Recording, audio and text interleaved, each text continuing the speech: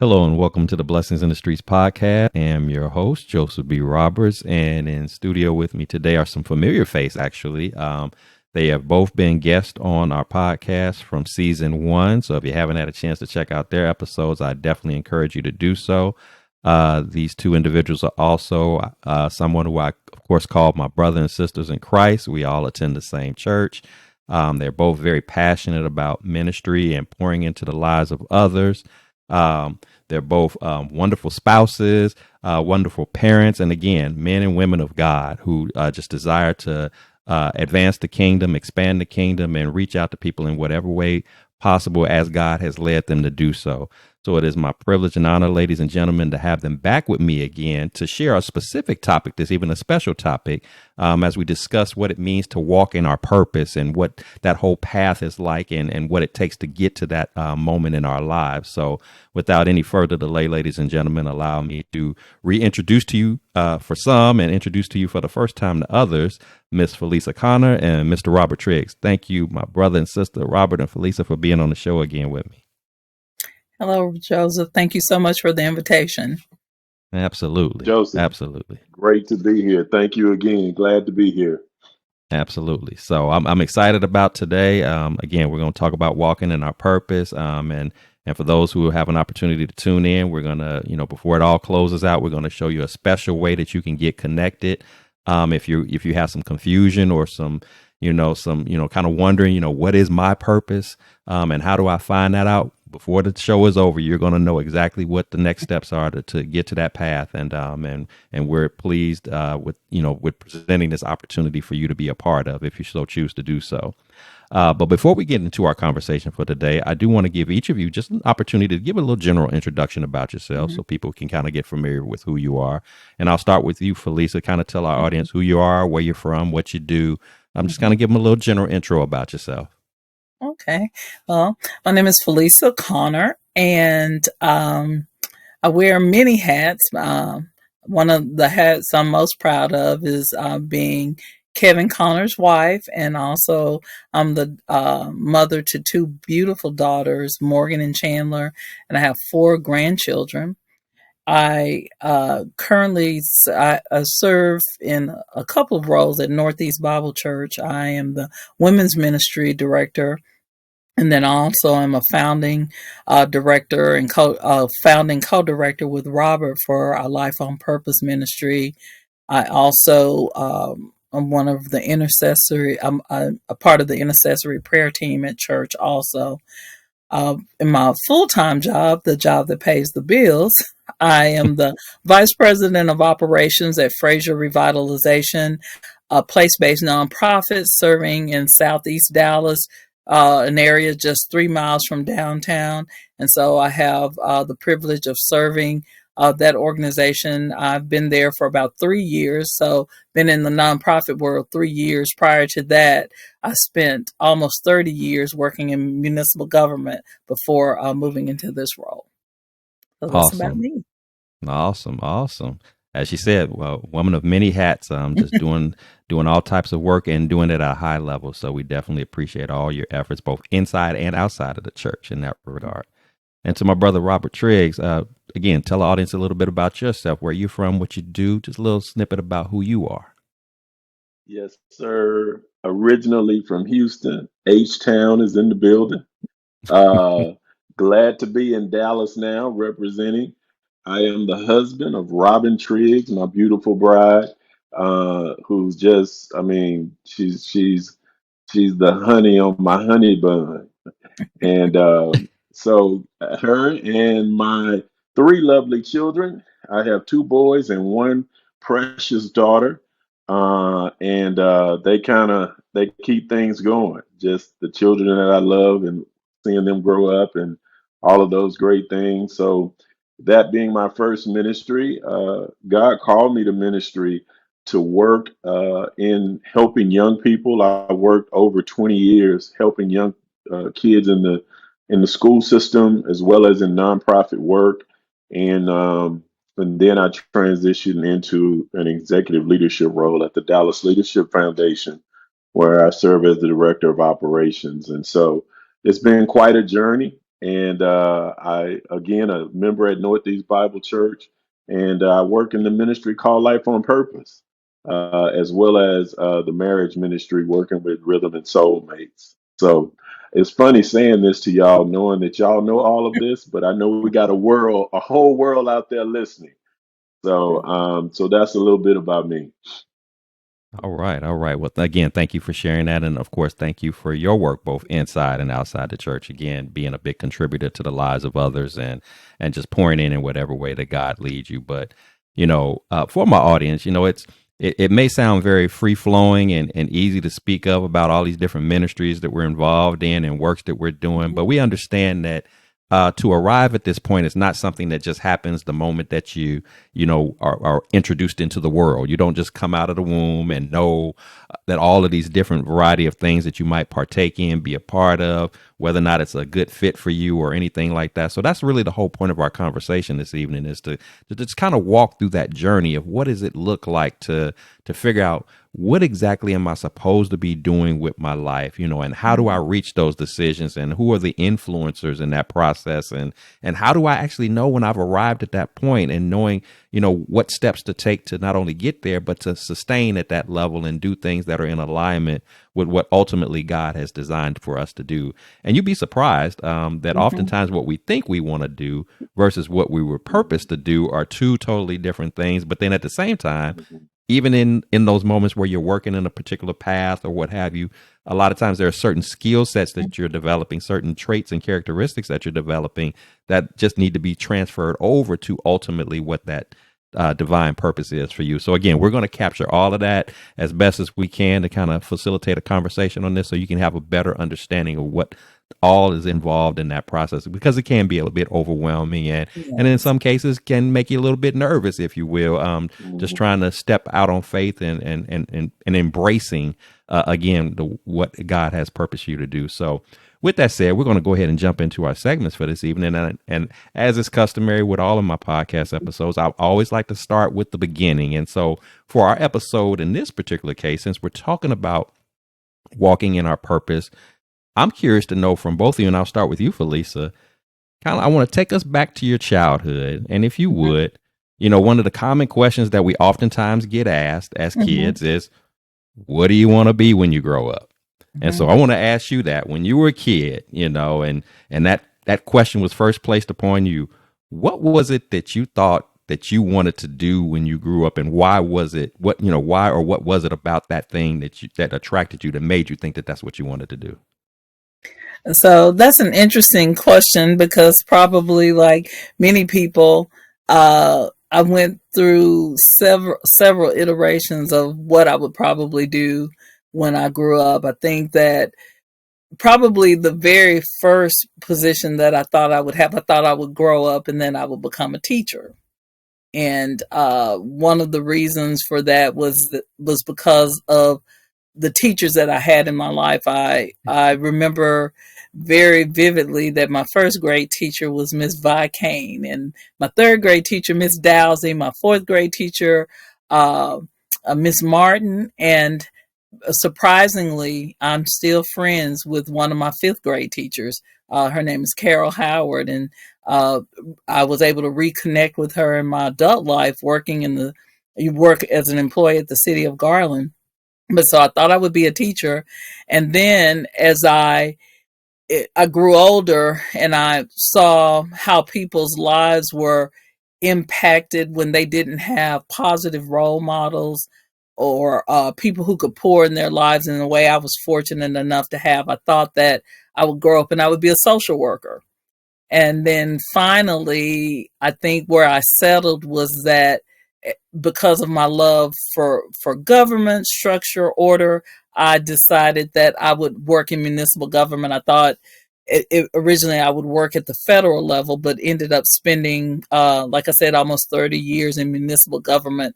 And really, the driving force behind that was just really wanting to make a difference in the community and have an influence on the quality of life that people experience. And so it was, I thought that that's what I would retire from. I would retire from a municipality doing that type of work. but God had other plans for me, and that's how I ended up where I am now.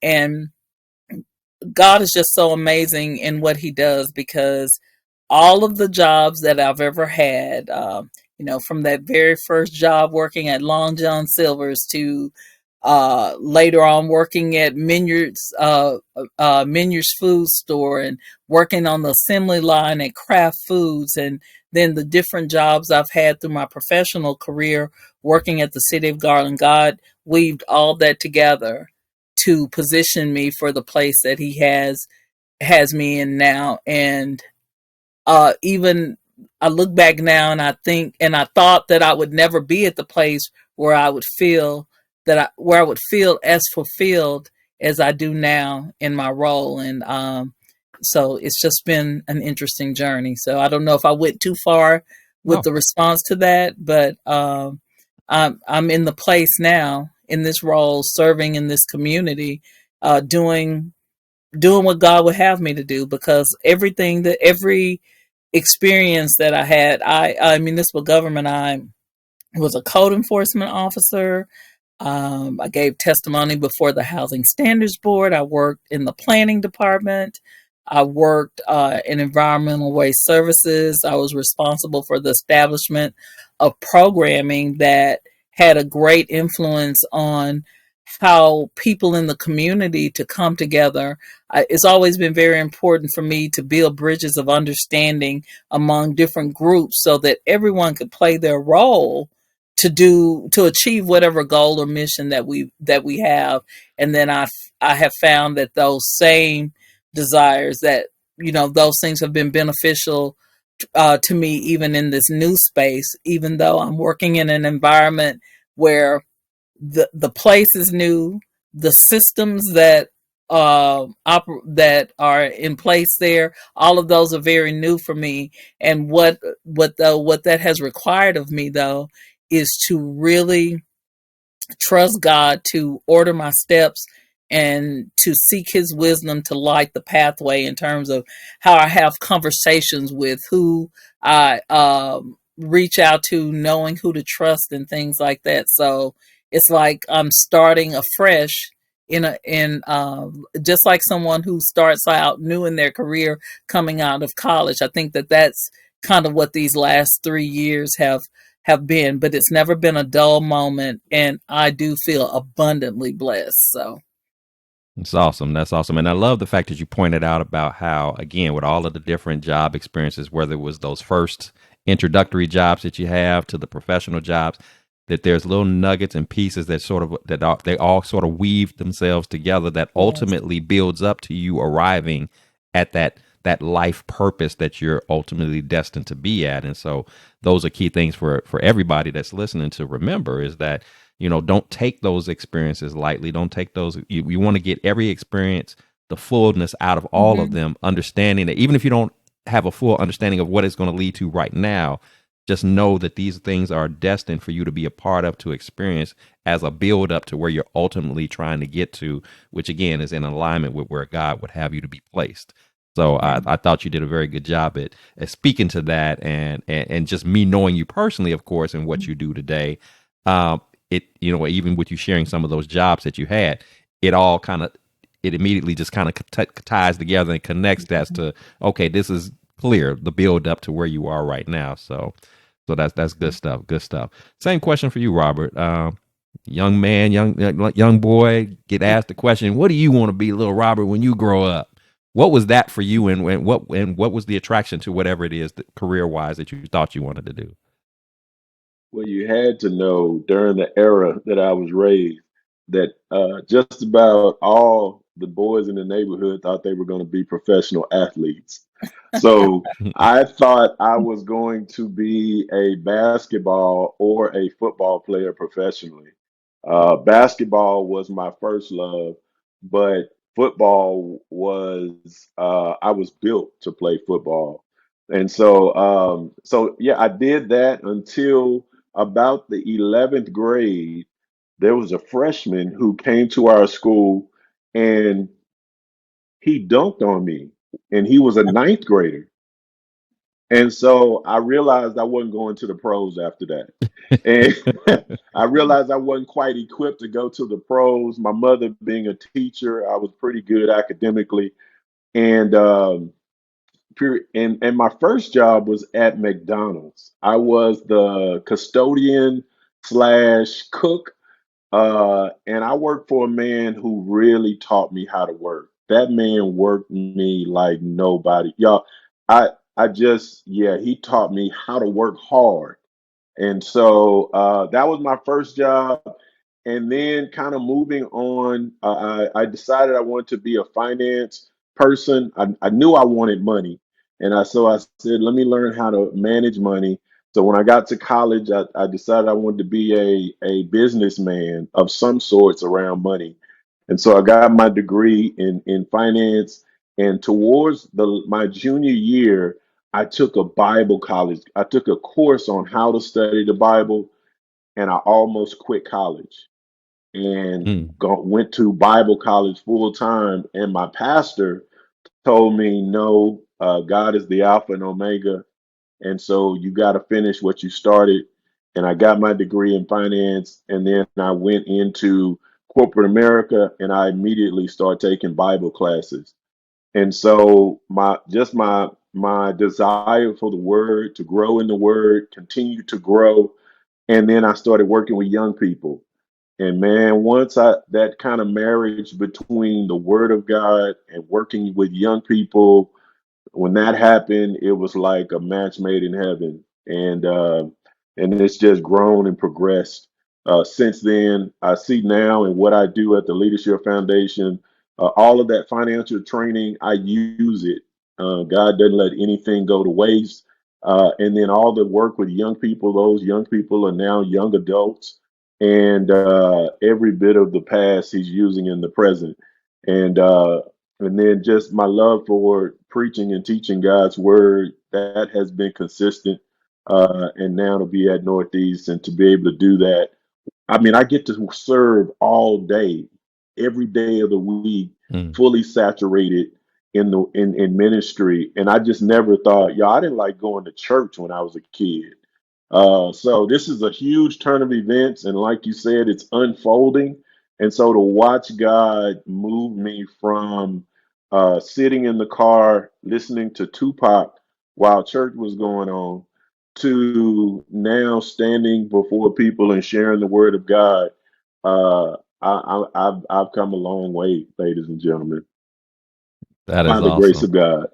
That is awesome. And again, as I was hearing your story, and as you said, a lot of young men back, you and I are, and we all are pretty much in kind of a similar age bracket. And for young boys, that was the big dream for many of us, was to be a professional athlete. And, but again, thinking about the works that you do, not only in ministry, but just your love for, pouring into young people and things of that nature. I mean, you think about team sports and, and the whole connecting with as a youth, connected with different individuals from different backgrounds, in a unified effort. It kind of again begins to weave together, starts to make sense, little elements from that, as well as your business acumen and your financial acumen, how you're being able to use all of those things as you matured and walked and began to walk in your purpose for life.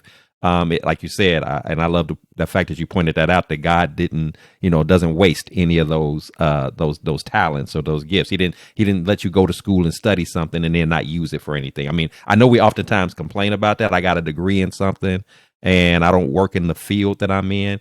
But sometimes it's That's not right. necessarily that God intends for you to particularly work in a particular field, but again, to take those skill sets and work in that purpose and work in that ministry or what have you, that God again has destined for you to be in. And and for my listeners, when I speak of ministry, I don't want you to automatically assume that ministry means that your purpose, for everybody's purpose is to pastor a church or anything like that. There's a variety of different ways that you can minister, that are not specific to being in a formal church structure, if you will. Again, it's all about tying into what God's will is for you and tapping into the gifts that He's placed inside of you. So I just wanted to make sure that that's clarified for our listeners if you're kind of wondering about that. But I know for me, I won't leave you all hanging with that, but I know for me, as a kid. I briefly had an athletic desire. I've never considered myself to be an athlete. As a kid, my love, the sport that I loved the most was probably baseball. Um, but I just never got good at it. But a lot of that had to do with, and again, I think this is important for me to mention because it ties into walking in your purpose, is I never got good at it because I was afraid to get good at it. Meaning I had opportunities to be a part of, say, little league teams and things like that. And I was so afraid of not looking up to par or being at a certain level that I didn't want to be embarrassed. So I didn't pursue it, even though I was passionate about the sport. I mean, you tell me anything about baseball, I could speak it, talk it, knew it, loved to do it, but I just wasn't athletically as great at it, but I could have been better. And that's something that as an adult, sometimes I think back and have wondered sometimes, like, I wonder if I would have not been fearful, what could I have become? And that's oftentimes what happens when we talk about our purpose in life. Sometimes we don't end up walking in our purpose because of the fear that stops us. We're worried, will I be good at this? Will I be an embarrassment? Will I fall short? And God is saying, I wouldn't put it on your heart.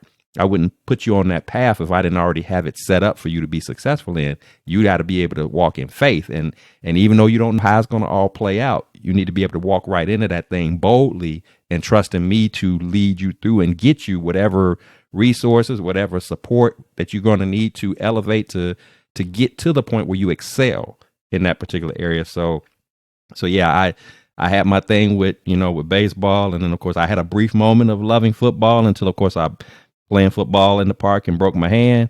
I was probably in second grade. So that was the end of my football career. I was done with that. I was never good at basketball, even though I've always loved the sport of basketball. Never good at it. So I'm not proclaiming to be an athlete. I think the first career, aside from that, I know that I thought I had an interest in was I wanted to be a state trooper. And the crazy thing is the only reason why that was attractive to me is I've always had a thing about cars ever since I was a little kid. And I thought state troopers cars were the coolest, out of police cars. I thought state troopers had the cooler cars. So if I'm gonna be a police officer, I want to be a state trooper because they had cool cars. And I thought for a moment I wanted to be an architect. Well, there's only problem with that, because of course I grew up in the 70s, watching the Brady Bunch, see Mike Brady, he's an architect. I thought that was cool, only one problem. I can't draw. So there's so much for the architect career, and then I thought to your point, Robert, I started thinking about, I want a job to make, some decent money. So I thought maybe I should be a lawyer, and that was something that my mom kind of, imparted in me as well. And so for the longest time, that was going to be my thing. Even going into college, I was thinking I'm going to get my bachelor's degree and then I'm going to go on to law school. But, again, God steps in and has something different for me, so here I was applying for law schools.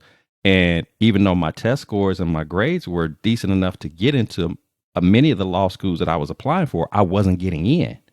And it was just like, it was the craziest thing. And then right at the very end, I even went to a summer law school program after I graduated from college. And I had an opportunity to go to one of the schools that I applied to had accepted me, and I ended up turning it down. I just decided that something was on my spirit. Said, I don't know if I want to do this.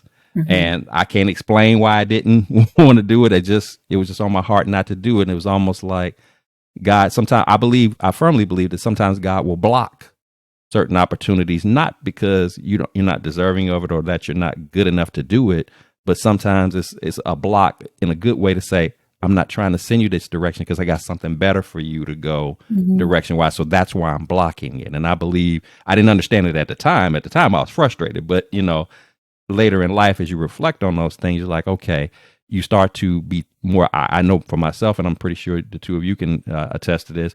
I start celebrating more the no's than I do the yeses, that God throws at you because, he can see landmines and pitfalls that you can't. He can see moments and opportunities where you might be tempted to settle for something when he's saying, no, I got something that's okay, but that ain't good enough for you. I got something better for you, so I'm going to say no to this. I'm going to block that because I don't want you to take low when I got something way higher than that over here. So that was sort of my my walk through journey. But again, it's just like the two of you shared your stories.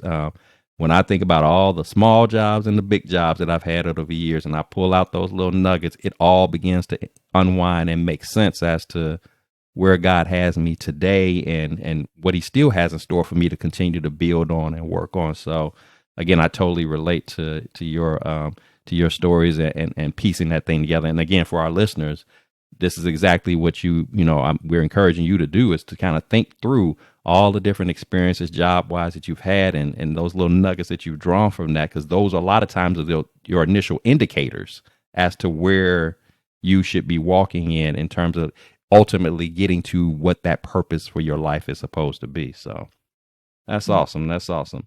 So when it comes to, our career choices, our desires of what we want to be in life, a lot of times, our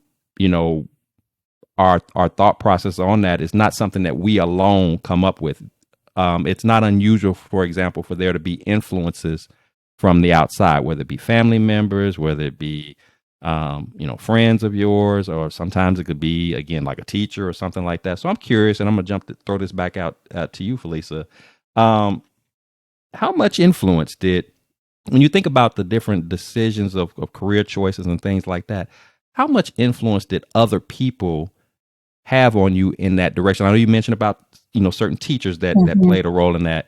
Were there any other individuals aside from teachers that kind of led you to thinking that you wanted to go a certain way career path wise? And did did those influences in any way, were they always welcome to you, or did you at sometimes ever feel like you were being pressured to go a certain kind of way? I'm kind of curious to what was your experience with that?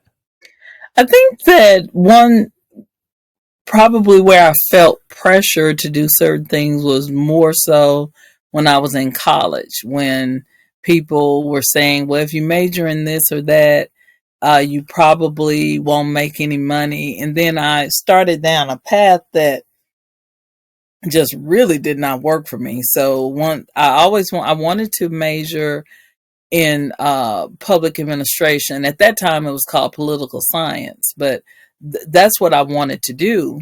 And I knew that I wanted to do that. But then I listened to other people say, well, you'll never make any money, make money at that. What will you do? And so then I changed my major to business administration. Well, I don't mind telling you, I just failed at that, because that's not my makeup. That's not how I was wired.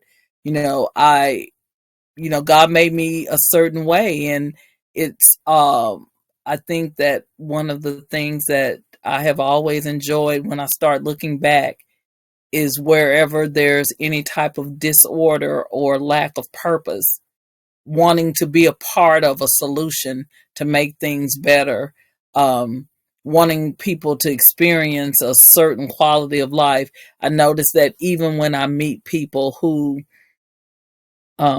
maybe have not enjoyed the same type of support or love, or having someone pray for them in all of the ways that I have, I always want to try to help them get to the place where they can be supported, whether it's me walking beside them personally, or bringing them into the fellowship, like with Sisters on the Sideline, or inviting people to come and get to know my family, whatever that is. I like for everybody to have this sense of belonging.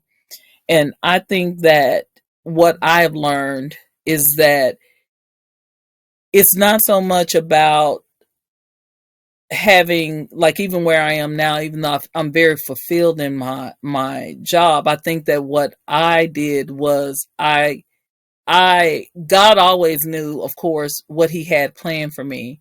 And all along, I was in the places where he had me to be, because he was growing me and he was shaping me.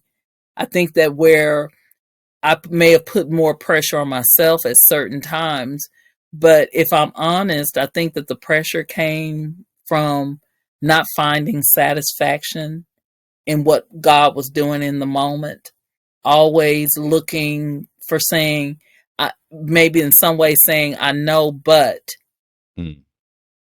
I really want to do this. I was looking at the thing that I was reaching for but not really surrendering in the way that I should have. And so I think that some of the journey, like even some of the disappointments you feel, not getting what you want, it's not even so much, it's not always that he has, it's that he has something better, or the thing that you wanted is the lesser thing. Sometimes he's letting you know you're not ready, because your motives can be selfish, because you're not looking for what it is that God is trying to do. Is this the place he would have you to be now? Is this the way he would have you to serve now? I don't, I can tell you that I don't think I always approach things with thinking, what's going to please God the most. It was a lot of times in career wise, it was thinking, well, this is a part of my plan and this is what I want to do. And at times maybe I said, well, I'm praying about this because I think this is what God wants me to do. But sometimes I was forced to sit back and say, okay, it's not about me. God, I don't even feel right about doing this. So sometimes God had to close the doors for me when I didn't have enough sense to pay attention to his signs and what he was showing me, because I thought that it was the better path. But he knew it wasn't, that this wasn't good. He just had something better. This is good, but it's not the good that I have for you right now. This is the direction I wanted you to go. And I think part of me maturing spiritually was when I learned to be more fulfilled in whatever space God had for me, because I was listening to him, looking for his guidance, looking for his wisdom. And you sometimes don't even know why you're in a certain place, but God will place you somewhere where in your mind it doesn't even make sense for you to be there. Mm-hmm. But the touches you make while you're there, you say, okay, God had me here, not for me, but because there was an assignment he had for me in that space. Because I think I spent, in one of my positions, I spent 5 years there. And when I got there, I was like, God, I know you told me to take this role, but I really don't know why I'm here. But in that role, I had the opportunity to share the gospel. I was a counselor. uh, uh, uh, and in addition, as a part of my role, I helped bring order to programming, established a structure that is still in place now, uh, for the growth and the growth of that particular department and many of the people there. And I see so many of the people that I was able to help develop professionally were able to grow in their career, get higher paying jobs. And for that season, that's where he wanted me. But when it was time to move, he showed me very clearly, okay, this season is up and it's time for you to move on to the next assignment. So still living out his purpose, living out my purpose, but just couldn't see it at times when I was spiritually immature. Just couldn't always see that God was up to something, and I didn't have to understand all the time. I just needed to obey. Awesome.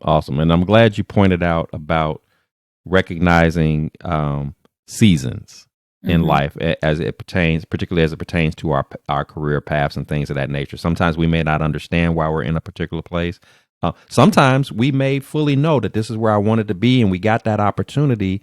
But if we don't embrace it or understand it as being, this is a season, what we run the risk of doing is getting comfortable in that space. And God is like looking at his watch, like basically saying, I know you enjoy this. You've done well in this, but I never intended for this to be your forever spot. This was only for a season. So I need you to not be comfortable. And I know I've personally experienced that. I've even gone through that experience even over the last few years, and God, saying that, hey, yeah, you've done these things, this thing over here, you've accomplished this, that, or the other, but I never meant for you to stay put here. And if you get too comfortable, what God will do is every now and then he'll shake things up a little bit. He'll make it uncomfortable for you being there to basically grab your attention to say, hey, I told you you need to be getting up. You need to be making some moves because we got more work to do. You're done here. It's time to Mm-hmm. go here. It's time to go to that next step, that next level. And then also, I appreciate you sharing about how when you spoke about the college experience, because many of us, including myself, we experienced that where we Mm-hmm. have in mind a particular major that we wanted to do, and but then you might get outside influences that are saying, well, that won't pay this, or you should do that, and Mm-hmm. some people, depending upon who they are, can be a little bit more, pressured, if you will, on you than, apply more pressure on you than what you desire. And if you're that kind of True. person who falls victim to quote unquote people pleasing or not wanting to disappoint others, sometimes you can find yourself, like as you stated, kind of being in an unhappy existence at a moment in time that's supposed to be one of the best experiences that you ever have, and going through the whole college life, but you're there not for you, you're there for other people, Right. and that could, again, lead to either a failure or just lead to just an overall just miserable experience because you're not there for doing what you want to do, or what you believe that, you're called to be doing. Because again, you're trying to align with what other people said. So I like when you pointed out about I had to be listening to what God is telling me versus thinking about what was maybe in some ways selfish, what was best for me or what was best per what other people thought. So I thought those two things that you made mention were very key. Um, Same question for you, Robert. When you think about the career choices early on and things of that nature that you were making, paths that you were pursuing, who were some of the influences for you that were kind of saying, "Oh, you need to do this, or you need to do that"? And was that always welcomed, or did you at times feel like you kind of pressing me to go maybe a direction or so that maybe I'm not feeling like I should be doing, or maybe it was a space you were supposed to be going in, but maybe you had some hesitations about that. What was that experience like for you? Yeah, I would say it was less of an individual. It was more of an experience. When I graduated high school, I received several internships in corporate America.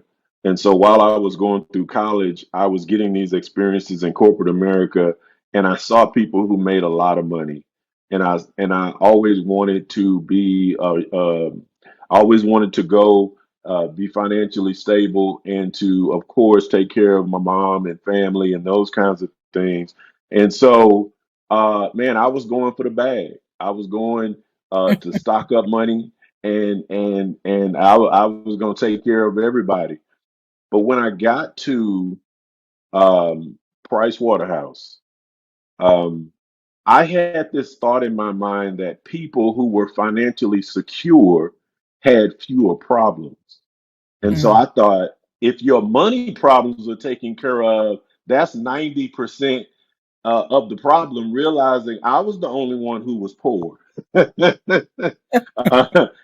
And so when I got into this space and all the individuals were in this, big six firm, and I started hearing the stories. People were telling me about their kids committing suicide and their divorces, and they were telling me about all this broken stuff. I was like, well, if there's brokenness in financially stable places, what else is there more to life? Mm-hmm. And that is when God intervened and said, that's the best question you've asked in your life. And so at that point, I started to pursue what is there beyond the paycheck. Mm-hmm. And God has answered that question over the years. And I think the first step was my pastor. I was in the same church for 23 years. And immediately my hero became my pastor when God started really engaging me. And I just sat up under him. I would go and see him for hours. I would call him. I mean, he was just my automatic hero. So he Mm-hmm. had a great influence. Of course, my mother had a great influence. And then I pursued men of God to learn about this Jesus that I was so enamored Mm-hmm. with. And so from there at 20, I was like 21.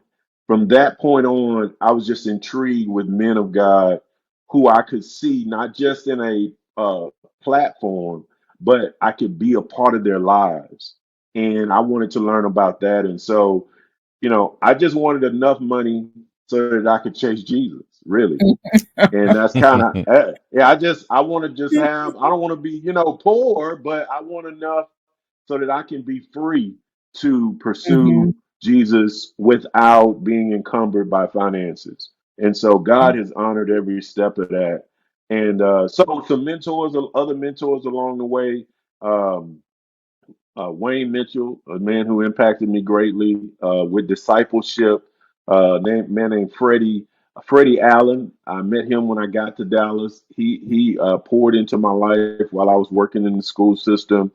There was a neighbor I had growing up, Mr. Motley, across the street. He was an older gentleman, and he would just say these wise sayings, and I just learned a lot from him. So along the way, there were so many men who have impacted me, and then during the later seasons of life, Pastor Rice, of course, had a real impact on me, and I just have had some wonderful men to walk and do life with.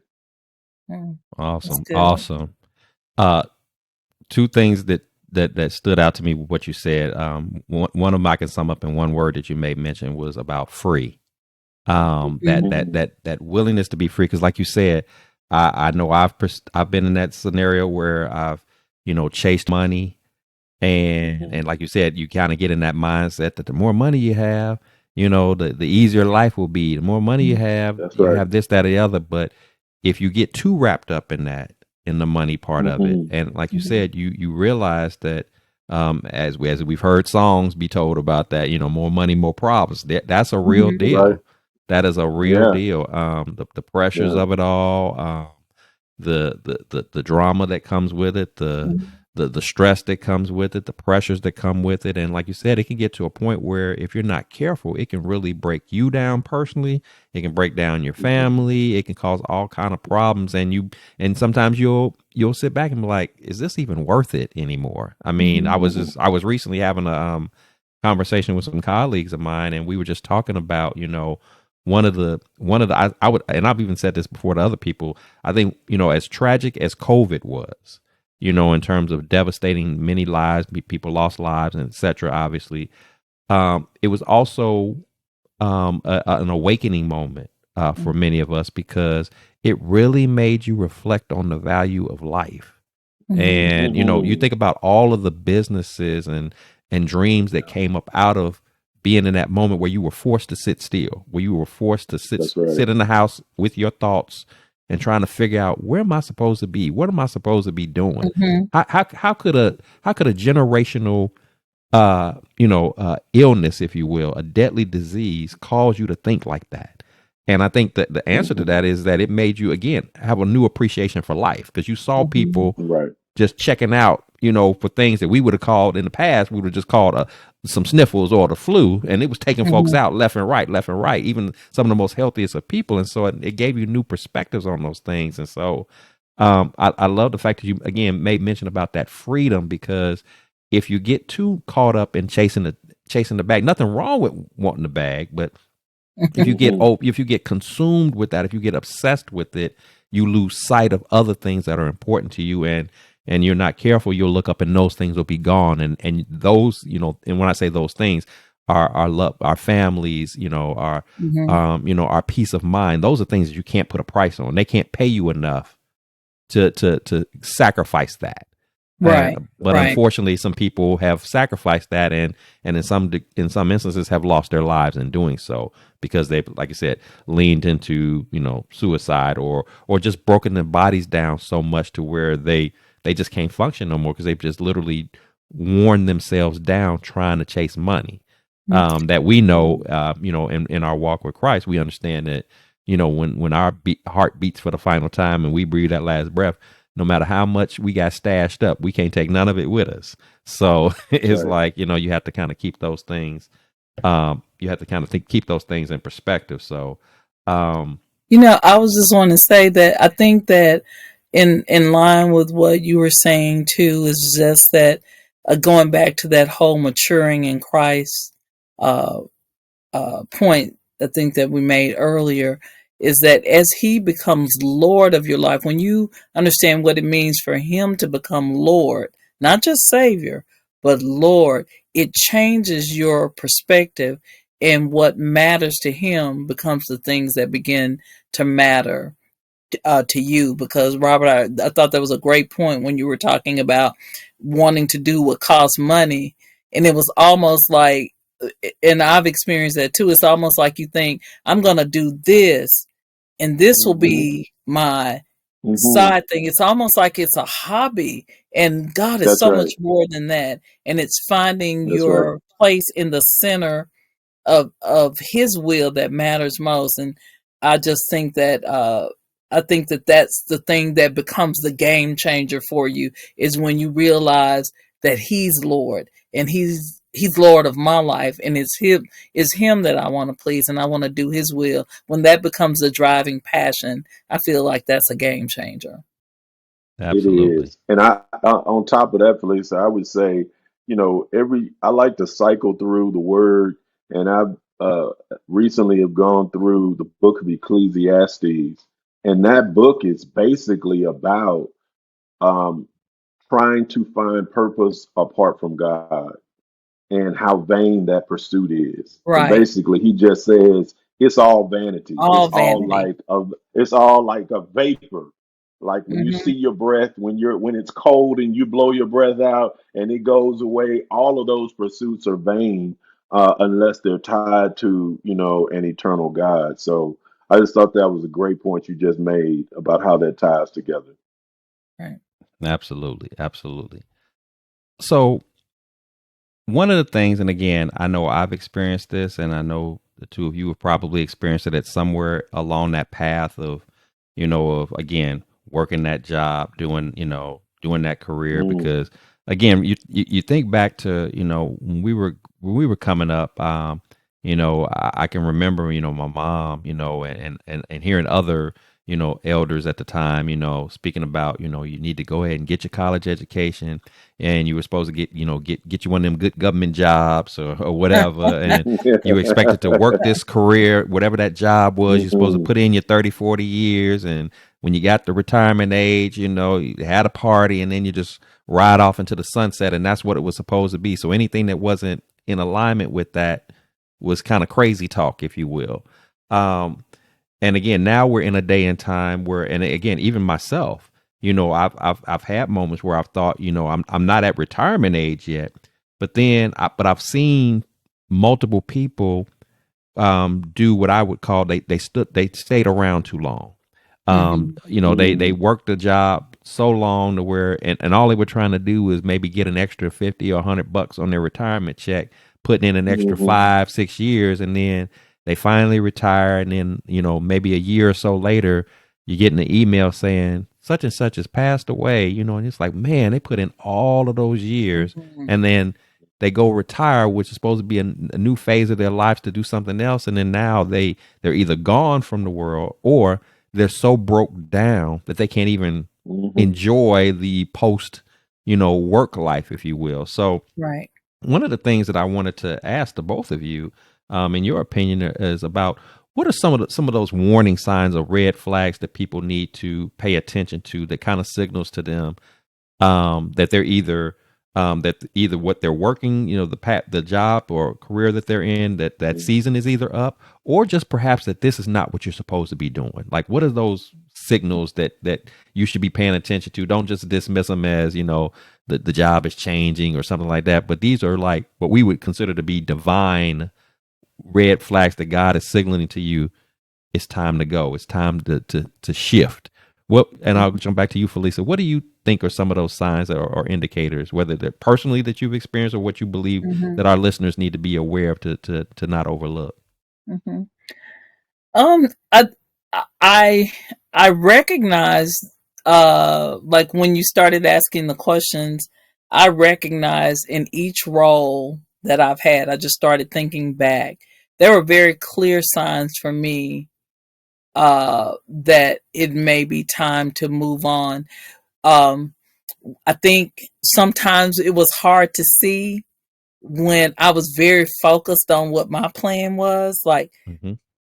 and and I can tell you in the moments when I was struggling is because I wasn't walking by faith.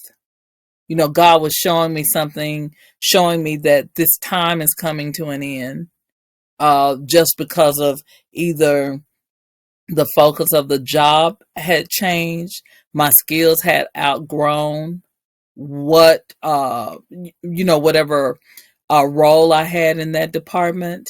But I think it was just always, what was always important was give the very best you have wherever he's placed you, and then to always trust in him to guide and direct. But then when those times came, when the time came in, it's almost like I've been on this map, this page, on this path, and it's like I'm coming to the end of this path, and like I don't know what to do. I don't know what to do with myself in this role. Don't know how much more I can give, and then just really praying.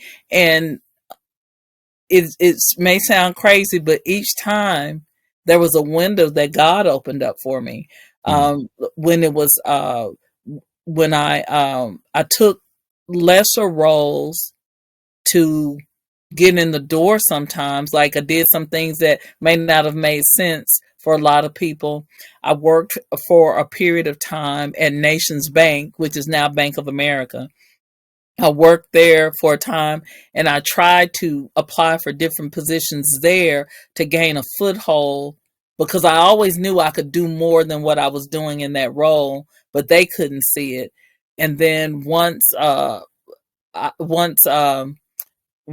tried knocking on every door that I thought was open, then what happened was that I had applied for this position at the city of Garland.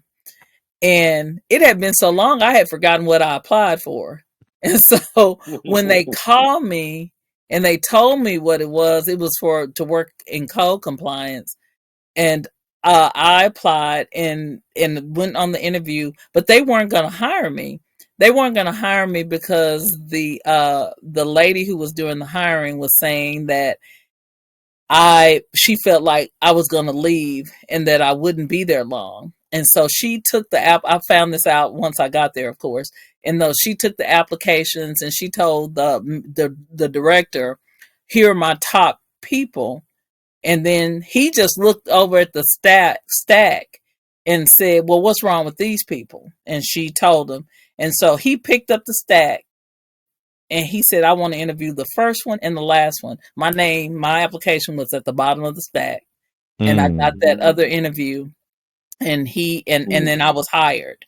And so I got the job, and immediately going in, once again, how God had wired me, I wanted to understand clearly what my role was, what was expected, like what's the end goal, what are we trying to achieve here?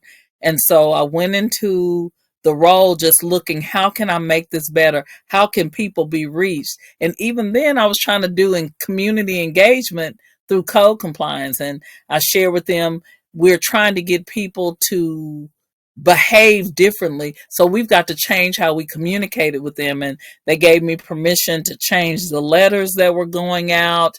I did more door to door, trying to convene with people and helping them to see that a vision. If y'all know what code compliance is, it's people who go knock on your door and say, the grass is too high. You need to cut these trees. You need to move that stuff out of the way. So I was trying to help them see that the vision for, them keeping their property was part of a greater vision to care for the block and for the city, and, and understanding our accountability to the neighbors. So I made it a lot more than the role was supposed to be. And so I knew that wasn't going to be challenging for me. So I asked if I could cross train to do a different job, which was public participation for the HUD entitlement grants. So they let me do that. And then after I had Chandler, then a position opened up. And I just, because of the relationships I developed during that job, someone vouched for me and they gave me a chance to do that job. And so I was there. Then I got another job in Mesquite because I was trying to do more and I wasn't going to have that position. And someone else vouched for me for the city of Mesquite. Then I went there, and then I was there and I was doing the job, and I was kind of under this cloud and I couldn't figure it out. But then someone called me and said they're leaving from this position and they vouched for me and I got that job.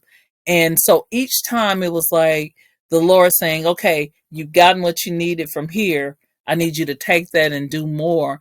And all of the jobs were very different from what I wanted to do ultimately. But when I got the position that I have now, I realized it was every single role, everything I learned about dealing with people internally, like working across departmental lines, learning how to value people who are in a reporting relationships, the importance of developing clear policies, what it takes to manage government programs, developing programs that reach people. And then what's going to sound strange to you, even watching the model of how Christ led the disciples to help them see his vision, the vision of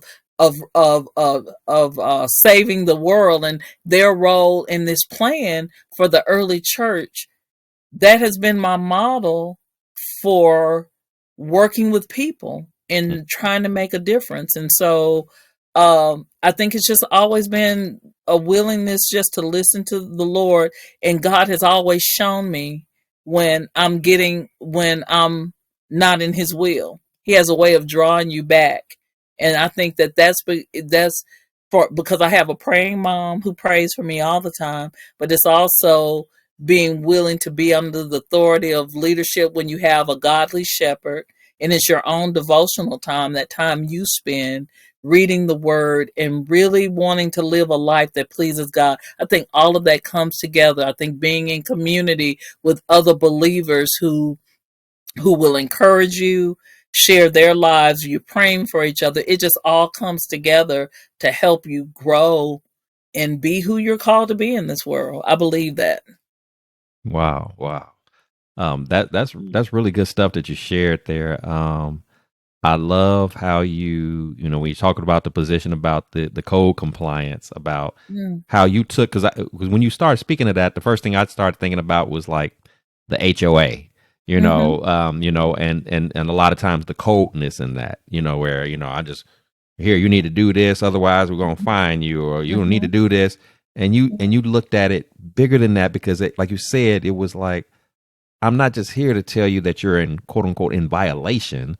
I'm trying to help you understand how getting back into compliance can not only benefit you, but it benefits the community. It benefits the collective in this regard. And I could just visually see myself having somebody like you come to my door and tell me I'm out of code with something, but then feeling like by the time I got through talking to you, that all of a sudden I don't feel bad that you coming to tell me to get this thing in order, because of the way it was the delivery and how you do that. Right.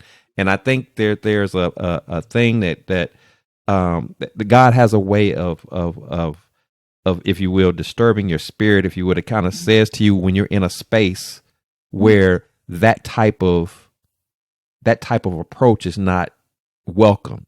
And I've been in that space before, right, where I felt like, why are you all just wanting to just kind of come at people? Yeah, like take that? The hammer, put the hammer. It's not like, again, we want to hold people accountable, but holding people accountable doesn't mean beating them over the head either. There's a way that you can hold them accountable, but also embrace them and educate them and inform them in a way that they can receive what you have to say, and they don't look at it as a negative experience. Like, okay, thank you for sharing that. I can learn from this. I can build from this.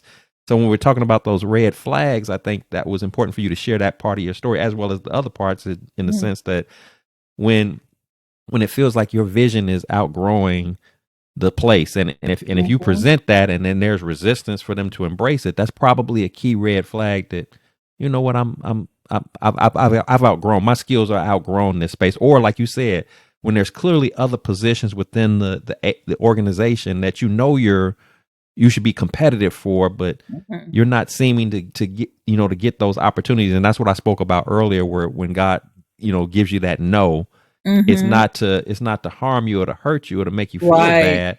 It's like, no, I'm telling you no, not because you could do all of those positions you applying Yeah. for. I'm telling you no, because this is not where you are to do it Mm-hmm. at. And It's so not time for you right or now. it's either not time for you, or it's Mm-hmm. just, this is just not the venue for you to do it. You've done, Exactly. or when you reflected about how the important, and I think that's important too, like, you, whatever job you have, you do the best at it, you give Mm-hmm. it your all. But again, God has a way of signaling to you when you've laid it all out on the table and you're like, okay, where else am I supposed to go from here? I mean, I know that there's other positions, but is there anything else that's going to really expand me, where I can have impact or anything like that? Or again, that's kind of one of those I've outgrown you Right. moments. And when you hit that outgrown you moment, that's probably a good indicator that it's time to leave. Because I think a lot of times people think that it's time to leave the minute that, they get a boss that they don't get along with, or or Mm-hmm. something like that. They always look at it as something negative that's going on. But sometimes it Right. doesn't have to be anything negative that's going on. It's time to leave. You just simply could have outgrown, just like we outgrow people. Sometimes Mm-hmm. there are people that along your journey, you might have been cool with them when you were kids. You might have been cool with them in your young adulthood, but at some point, the path that you're going is in a different direction than the one that they're going. And it's just it just naturally happens that we're just not going the same way. And Right. that's what separates us. No hard feelings. You just going Exactly. left and I'm going right. And so it's been real, and that's just what it is. So, and then one last thing that you pointed out, you talked about sometimes you felt God led you to pursue positions that might have even been lesser than what you might have been currently doing, like a lower role or what have you Mm-hmm. in an organization. And I think that was really key for you to mention that, because for many of us, especially when we start talking about walking in our purpose, Mm-hmm. part of the way, as you all know, part of the way God sets it up is he won't lay it all out blow by blow, detail for you up front. He leaves that opening for you to have the faith that even if I'm leading you in a space where you don't know if you're going to make the same money, Mm-hmm. if you don't know if you're going to have how long it's going to be before you get to where you get to, are you willing to trust me if I'm leading you in this direction? Yeah. And for many of us, that's a hard move. I mean, if you work in a job, I mean, and again, I can personally attest to that. God has been tugging on me for, very hard over the last few years. And, as much as I want to leap forward into that, there are those moments when you have that hesitancy, because you're like, but if I do that, what am I walking away from? I mean, I trust that it's a better opportunity because God is leading it. But if I don't know for sure that the check that this produces, if there is one, will match up or exceed what I already got, then how am I supposed to sustain what I got going on? And then, of course, if you have other people to take into consideration, whether it's spouses, kids, or things like that, that can sometimes challenge, because you're like, and we've talked about that even in the marriage ministry, where we spoke about, how do I get buy-in into my vision? Because while you may have a loving family who generally supports you, they might be looking at you like, well, God didn't place that on our heart. He placed that on your heart. Mm-hmm. Your So heart.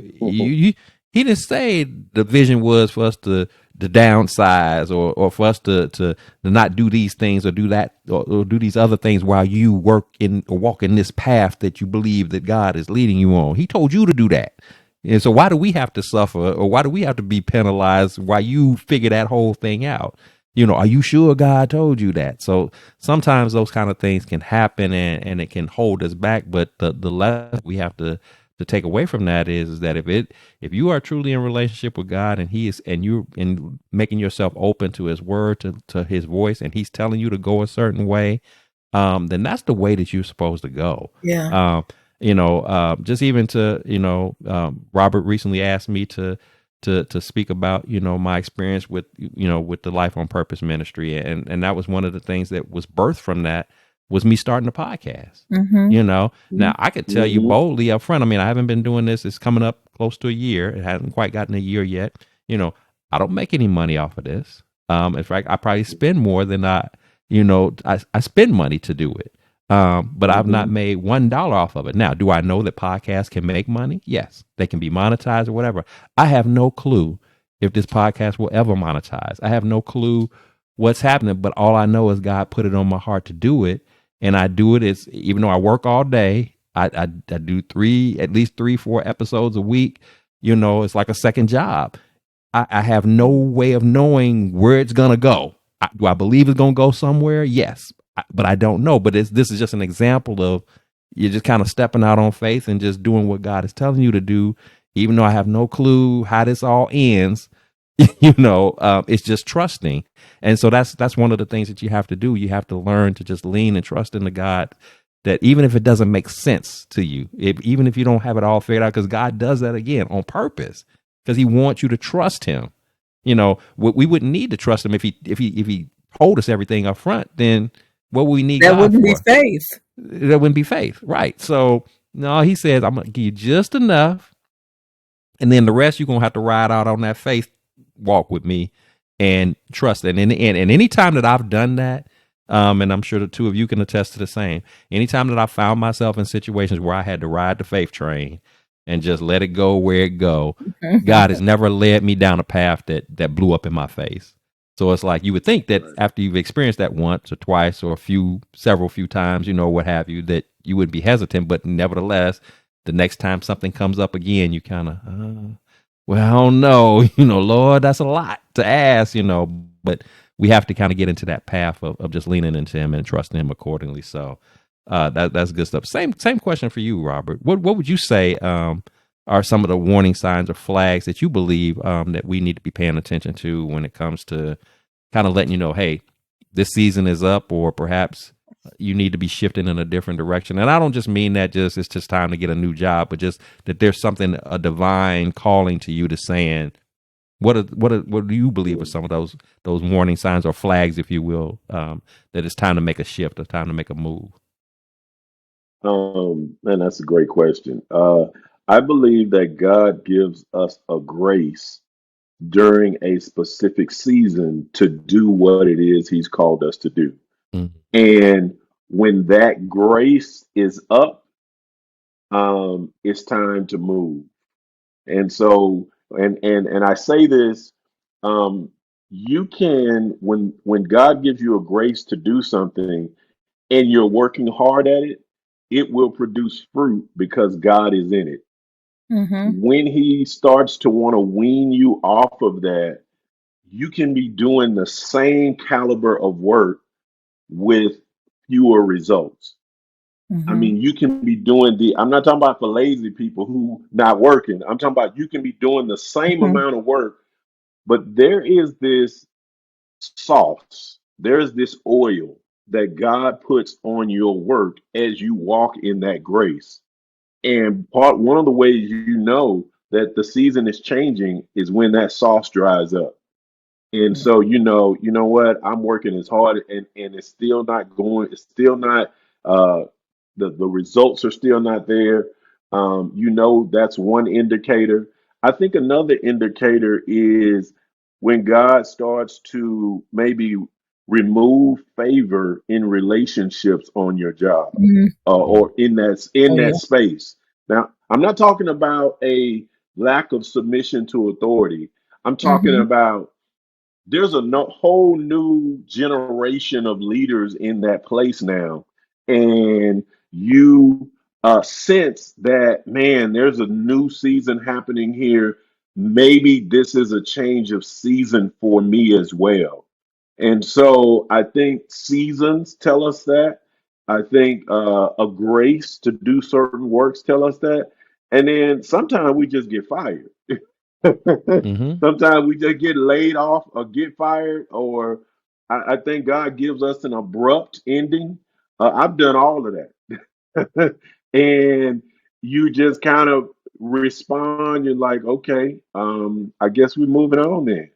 So I think those are a couple ways.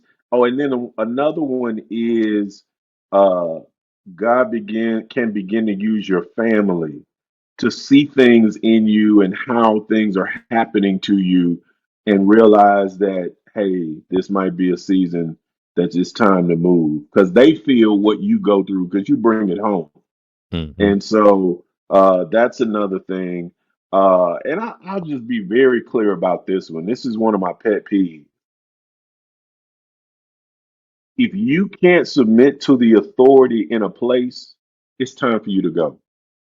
Hmm. I mean, saying you're an ambassador there to change the place and not respect the authority at hand, I'm just very intolerant of that. I've made that mistake.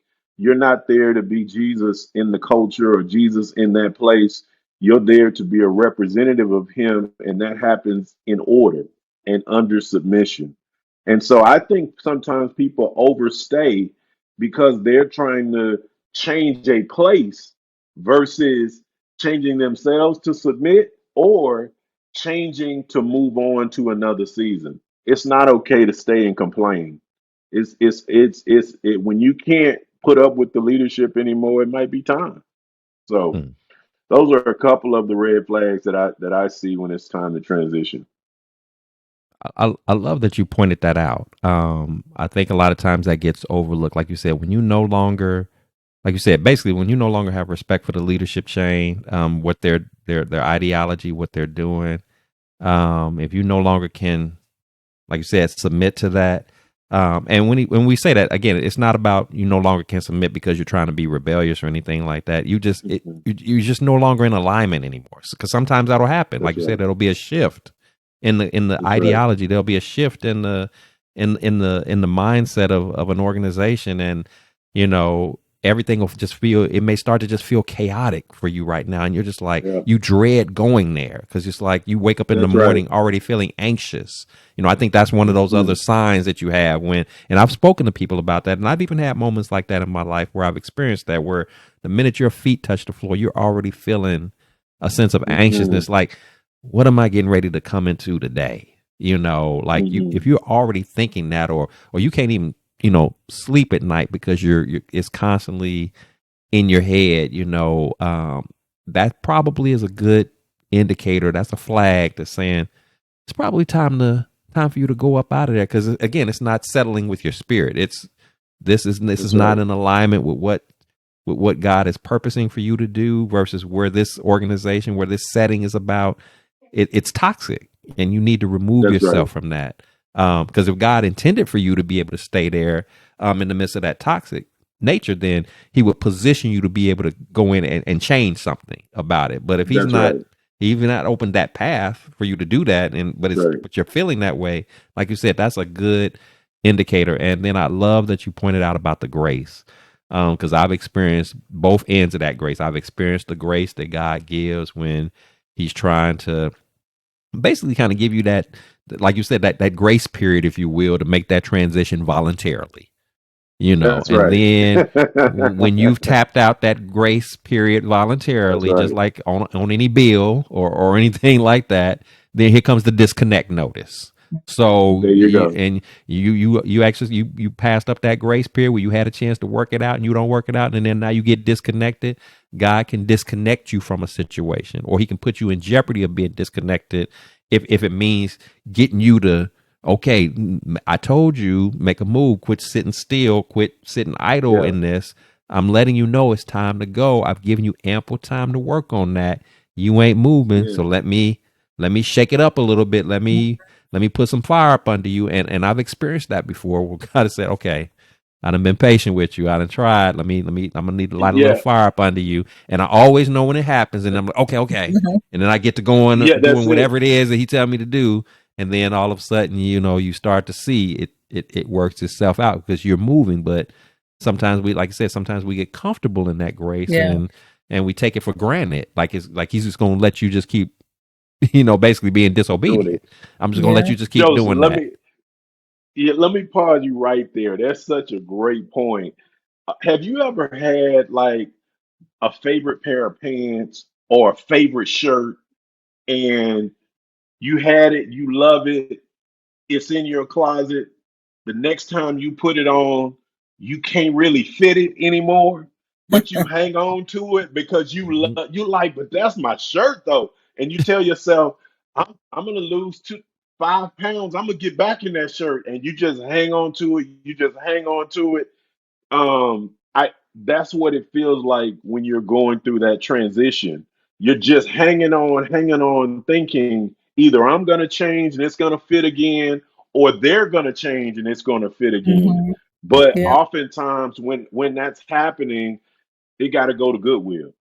You know what Yeah. I mean? You got to give it. You got to give Mhm. it away, because if you don't give it away, you give up the opportunity to find something that fits you better, even Right. for that season. Hmm. And Mhm. that's where the misfortune is, not that Right. you're hanging on to it, but that you are being deprived of what could even look and fit better for the season. And I love so that. that's where I think we should encourage people, hey, don't miss out on your best fit. Not your Hmm. good fit, but your Right. best fit. And Right. that goes back to what Joseph also said earlier when he was talking about uh being afraid of the change, and Hmm. that, and I can find a song to fit anything, but I love this song by Alvin Slaughter. But he sings this song, and he says, when you have a work to do and the task ahead seems bigger than you, that's when he steps in.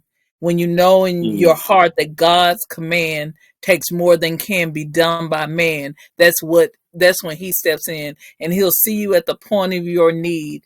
He'll see you at the point of crossing your Red Sea. But in the moment you call, when you've given your all, he steps in and he'll say, what's that you have in your hand? I can use it if you're willing to lose it. And I think Mm. that point goes Mm. right back to what you were saying, Joseph. All we know is Hmm. what's in our hand right now. And we're saying, okay, if I change, if I move, will whatever I'm moving to, will it be enough?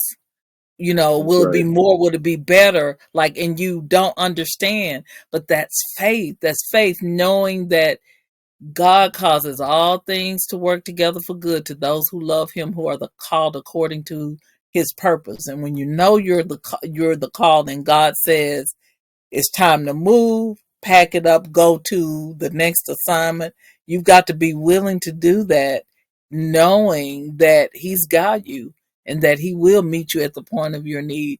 He will take care of us. And he's so faithful. Man, God is faithful.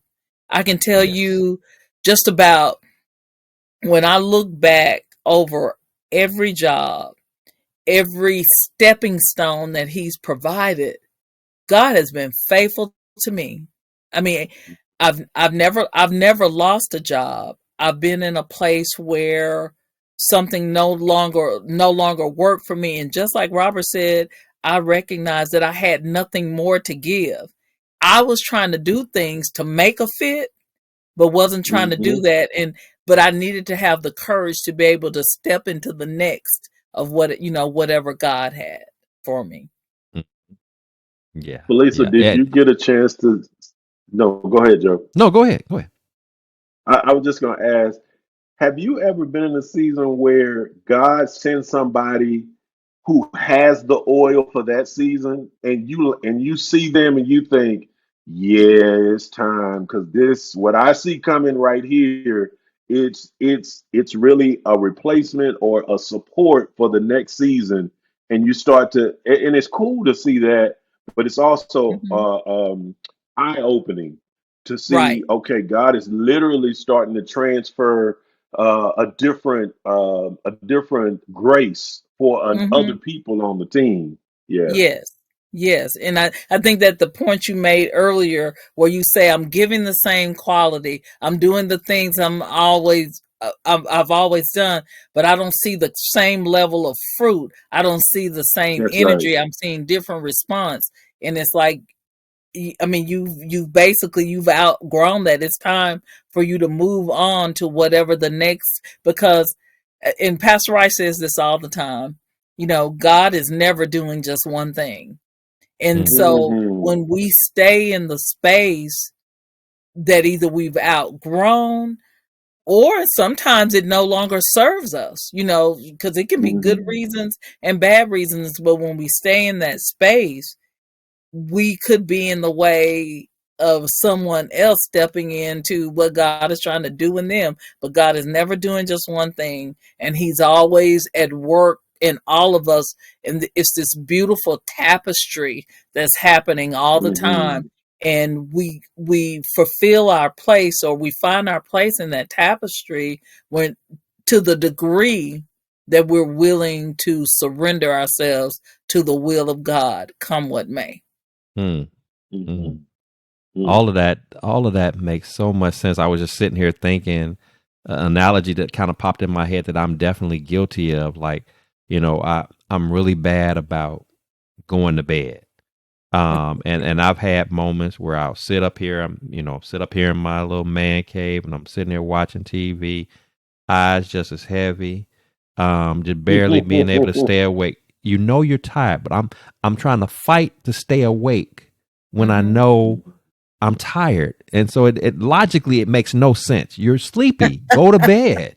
You're sleepy. It's getting late. You have to get up in the morning. Why are you fighting to try to stay awake to do something? And crazy thing is to do something that it's not like you're missing something monumental. I could be watching something that I've seen 100 times, Oh my and I'm God. fighting this to see it like as if it's the first time. And I matched up that analogy with a job. How sometimes we can be so attached to a job or to a career that we'll try to fight to stay in a job that we don't even want to be at anymore.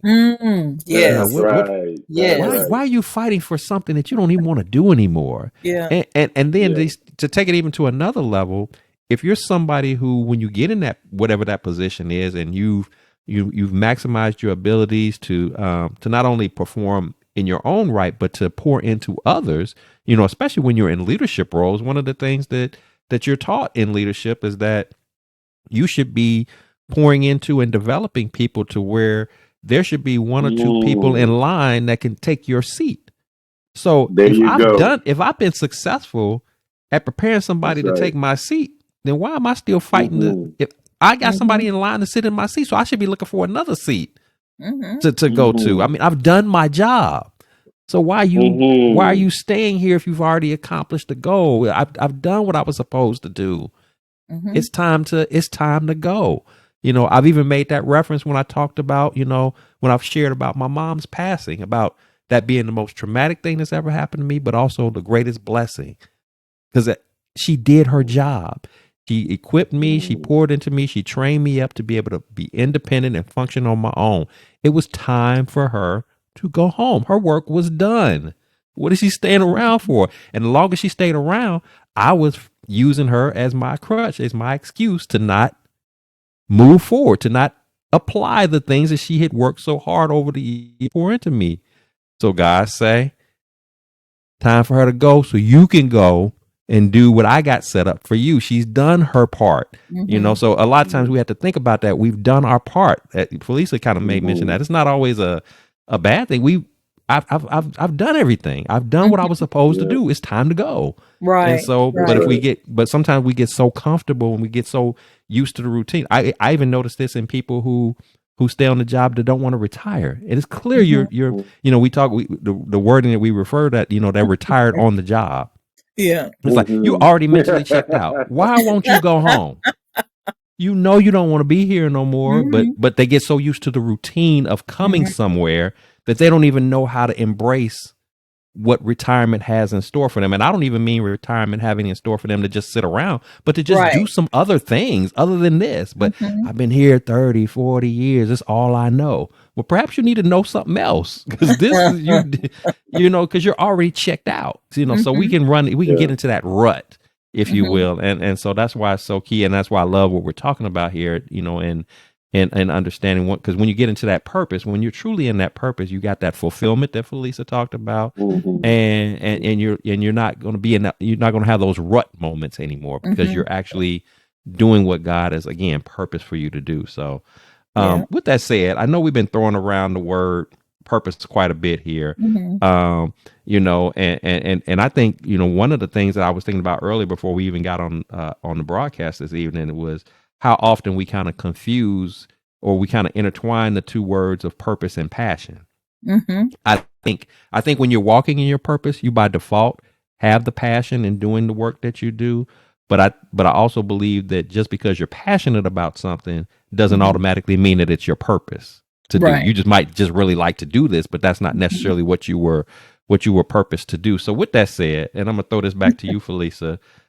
if you would, if somebody would ask you, how do I figure out what my purpose in life is supposed to be? What are some of the first steps an individual needs to do in order to determine what were they purpose to do? What would you say are some of the first steps that they need to consider? I think, that's interesting. That's an interesting question. And, I'll try to say it in a way that doesn't sound too cheesy, but I was listening to what you were saying about purpose and passion. I passionately wanted to be a country and Western music singer. Passionately. However, that wasn't, my skill, the skill set, my bent, uh, that wasn't that's not my purpose. But I think that we talked earlier about just that tapestry, that and how it just weaves this thread. Like, you may see a beautiful tapestry and you see this purple thread that's weaved all the way through the design, or red or orange, all of that, and all of those different pieces come together to make just this beautiful image that's so colorful and so bright. And I think that God designs us, each one of us, in a certain way to fulfill a certain role, or to do certain things that that are part of His grand design. And I know there's this song from the Prince of Egypt that talks about that and uses those some of those same words. But God has a grand design for His world, for His creation. And we may not always come into the faith or the understanding. Not everybody has the faith or the knowledge of who God is and have the faith to understand that. But for me, that's what it really comes down to, that God created us to worship. And there's a place that in each one of us where you're never truly fulfilled until you're walking in the purpose and the design that He has for you. And I think that it's developing in us as we grow, even as little children, because I can remember just being a person in my family that always wanted us to be united, always loved having people to convene, always wanting to create an experience in the home, among friends, in the family. And that's my design. Even now, I like bringing people together.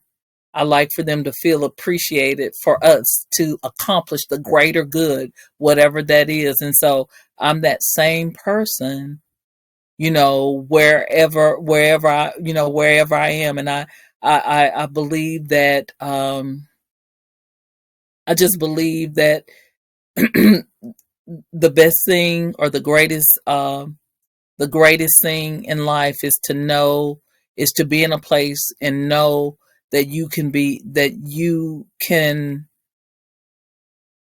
make life better for people, that you get to pour into them in a way that makes them feel safe, that makes them feel cared for, makes them feel valued. And so I think that when you find out how God wants you to use you in His grand design, that's just the best place to be. And I think that He's always showing us. It's just to the degree that we're willing to submit. And sometimes people think, whatever someone else is doing, it may look more spiritual to them. But I think one of the best examples of that is the golf tournament that's happening right now with Reach Academy. We have some great businessmen in our church, and then we have people who love to golf. And for them they may not ever volunteer at the school or be willing to teach a class or or volunteer for summer camp, but they've been able to use their business relationships, their understanding of organizing and raising funds to do something great for the school that's going to make the difference for children, pour into this next generation. And so they too have a purpose. And I think that when you start to look beyond your own understanding and seeking God, I think that that's when you can really discover that you have a place in his design with the skills, the abilities, and everything that he's given you. I think that we try to put God in a box, but just like Mhm. Isaiah says, there's no searching of his understanding. Like his thoughts are so far above our own. There's no searching of his understanding. He is the creator. He's the creator of the grand design, and you get to have a place in that, and you find the fulfillment to the degree that you're willing to submit and Mm. surrender to him. Love that. Love that. And the key word in all that you just said is that sticks out with me is a fulfillment. And that fulfillment is not just a fulfillment of self, but it's the fulfillment that you feel when you see how your works are impacting other people. Yes. When it starts to get to a point where I just seem to be loving to do this particular thing because of how I see it makes other people feel.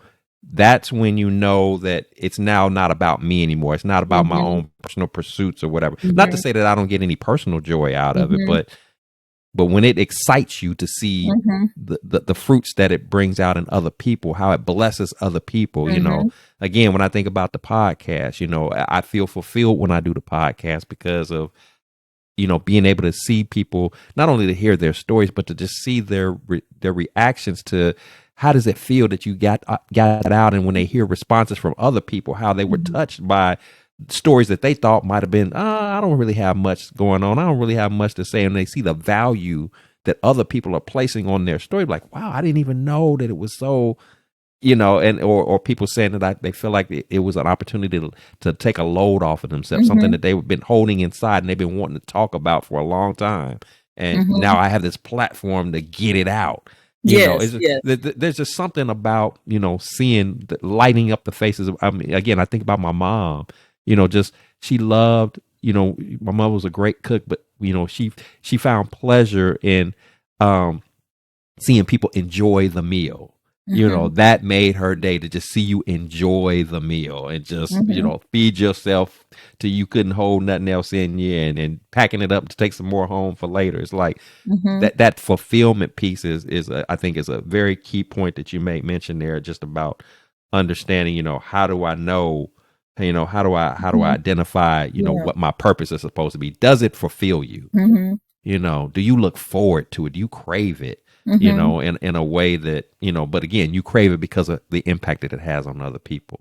And, and I was just going to say, and I hope I answered your no, you did. question completely, but I was going to say also, and this is just years ago, I was reading this book or this speech by Martin Luther King. And one of the things he said was that the end of life is not to pursue pleasure, and it's not to be happy. It's not to pursue pleasure or avoid pain, but the end of life is to do the will of God, come what may. That's why we're here. And we don't know that starting off, but as we grow and as we grow and we draw closer to him, he helps us to see, he just helps us to see our shape and how he made us and the value that we have. And that value, it looks different for each person, but all of us have this value and a place in his will and in his plan. And I think that and when you find people, or you can align yourself with people who want to help you in that discovery process or affirm what you learn about yourself along this journey, that's just precious. Yes, I totally agree with that. Absolutely. So, Robert, I want to give you the back end to this question. So, if Felisa is taking us down the path of figuring out, okay, what is my purpose? now that I know what my purpose is, whatever that is for me, what would you say are the first steps in me actually now walking in that purpose? Now that I know what it is, what do I do now? What are some of the first steps Man, for me to get started in that? you said that perfectly. I think the first step, and to give context to this whole question, we're really talking about from a Christian standpoint.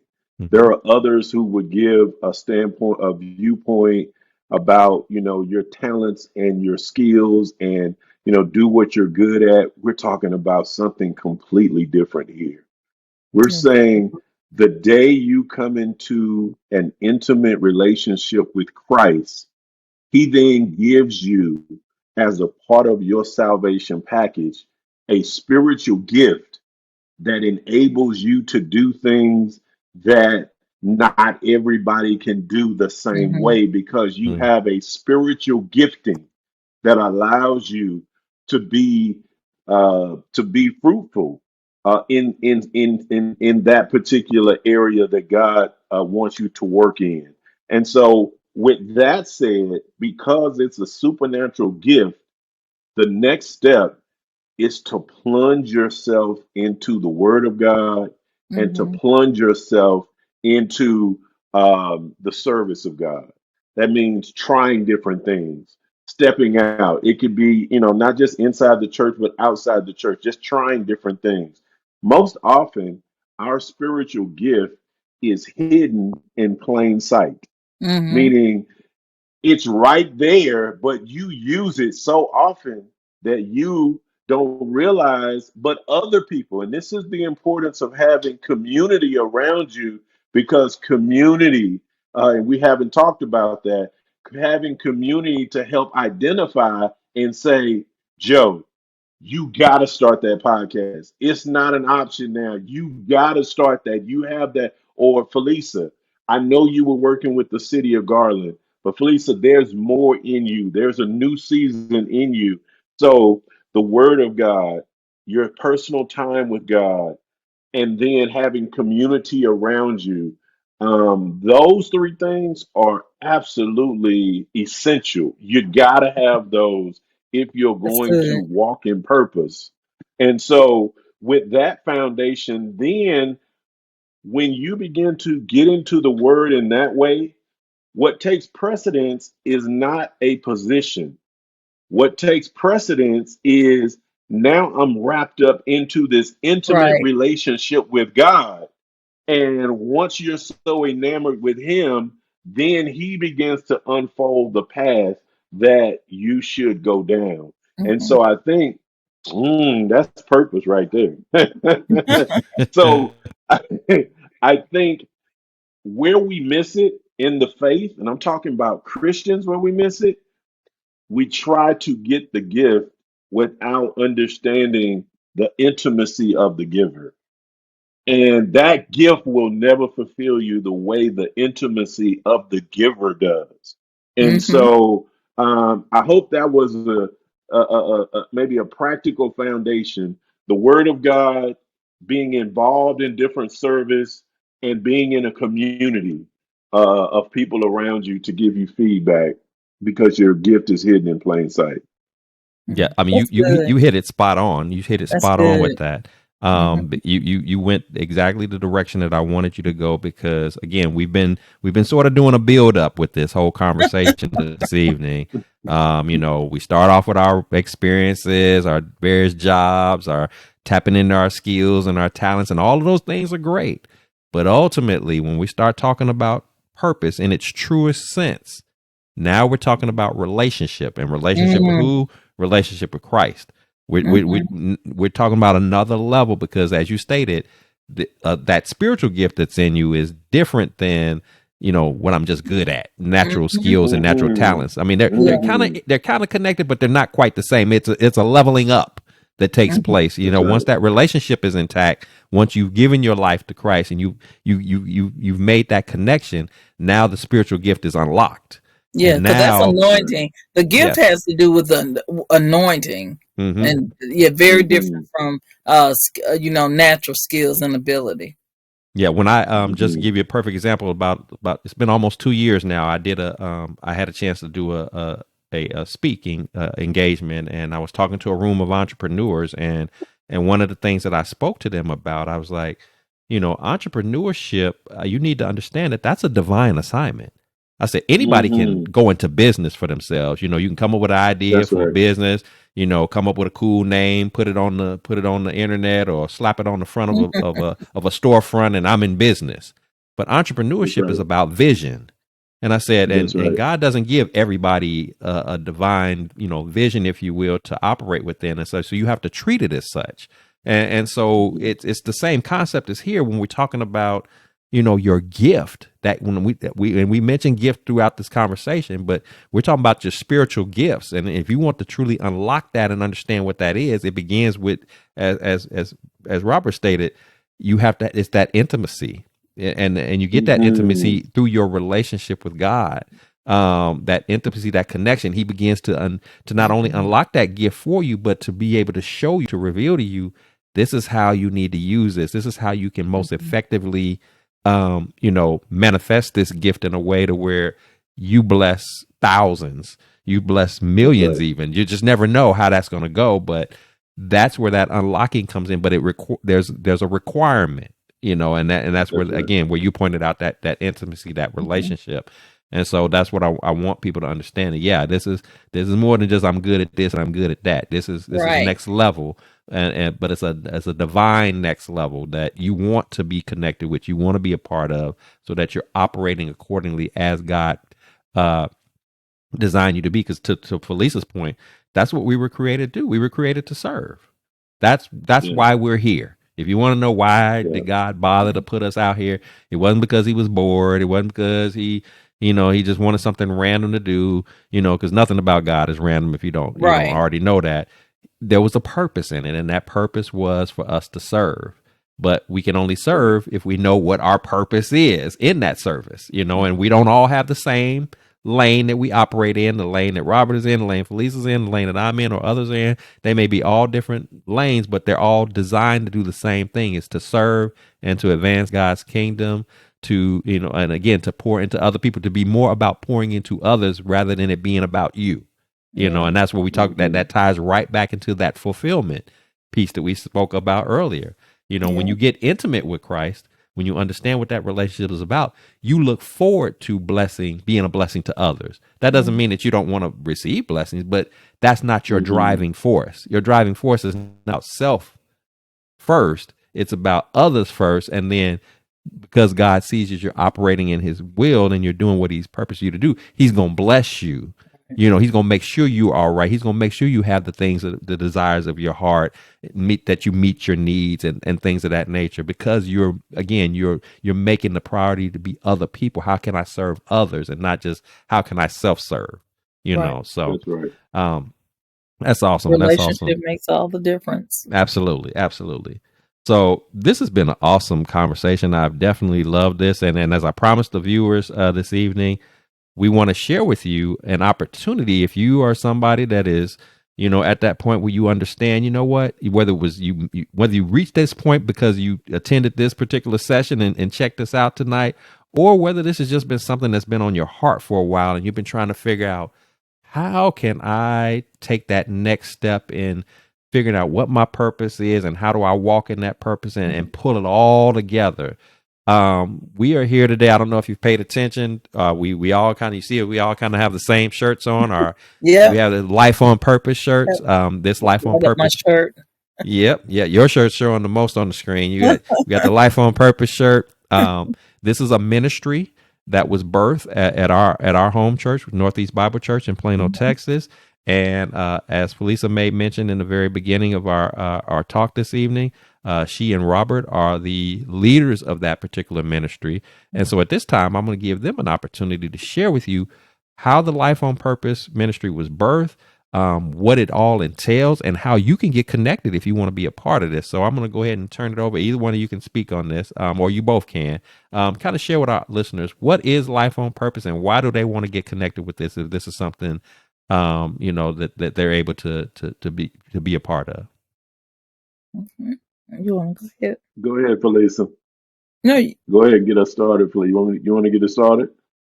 you can start. Okay. So Life on Purpose was started when I engaged back at Northeast Bible Church. I came back after being away for a couple of years. And, when I came back, I didn't just want to join into a ministry before really praying and asking God, where do you want to? Because I've been in ministries that I've just joined versus ones I think I really feel like he guided me to. And so Hmm. as I was praying, um, God just put on my heart a ministry about purpose.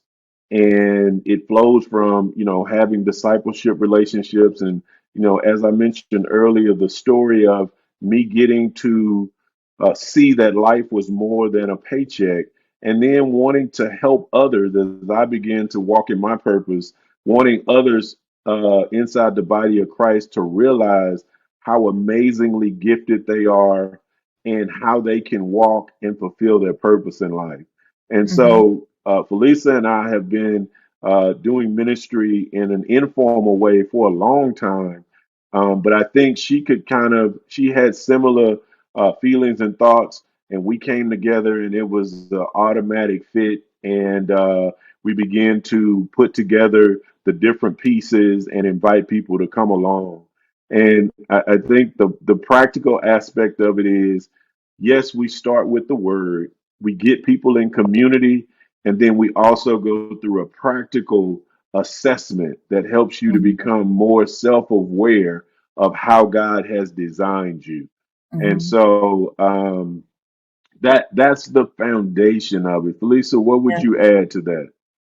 I think that going back to one of the things that Robert said about how long we've been working together in ministry, we together we've always been trying to figure out can we how can we do more to make God known? How can we help people become better disciples? I think that that's always been at the crux, because we've gone through a period where we were trying to help young people grow. Then we were reaching out and tried to bring young adults together so that they could really have a grounded relationship in Jesus Christ. And then we tried doing evangelism out in the community in natural places, but what we both realized, the strength of our walk with the Lord has been uh going through a period of discovery to find our place in his will so that we could live in purpose. And we didn't call it life on purpose, but that's how we were living, and we realized that's what made all the difference. And we really just wanted other people to have that same type of experience, so that as life comes with all its twists and turns, we're like that palm tree. It bends but it doesn't break. uh we wanted everybody else to have that experience and then to be fulfilled in whatever vocation or ministry you have. And that comes from um, that intimate relationship with him, walking in the word, being in community. And so we want as many people to have that as possible. And I think along with that is wanting to pass that on to this next generation. The word will always be here. So if we can connect with people and point them towards the Lord and his word, and let the Holy Spirit do its great work, uh, we know God is pleased with that. And that's really, for me, that's what it's all about. I just want to know, I just want it to be more important to me every single day of my life to please God more than to please myself. And I just believe he's pleased with us making him known and helping people become bigger, better, stronger disciples of Jesus Christ. That's awesome. That's awesome. So again, Northeast Bible Church, of course, is in Plano, Texas. So for those who are interested, I know with our Life on Purpose ministry, I've had a chance. Of course, I was a part of the inaugural session for it. So there are sessions that these are held in for a series of weeks. When is the next Life on Purpose session coming up? And how does September. one want, if somebody wants to be a part of it, whether they are a member or, if I'm correct, can if somebody, even if they're not a member of Northeast Bible Church, they can also be a part of the Life on Purpose ministry. How do they go about getting connected with the, with this ministry and being involved in it? They can send an email to llop@northeastfamily.org. And that email will go to both Robert and I. Just reach out to us. We can share with you the schedule. We can share the cost and the dates of the session that's coming up. Currently, we're still meeting in person. We do not have a virtual component of this right now, mainly just because the relational piece, that community piece we talked about, we've been praying, but haven't figured out how you replicate that through an online experience. One of the things, we're in a planning phase before this the next session comes up, and we're trying to see how we could do a weekend or retreat format and try to capture as much of the experience as possible, so people could possibly visit the area, stay in an area hotel, and be a part of that weekend retreat if we're able to accomplish that. But we hope that that's an offering that we can provide in 2025. So we're in prayer about that, and just solicit for everyone who might be watching this and who is an alumni of Life on Purpose. Just be praying about that also.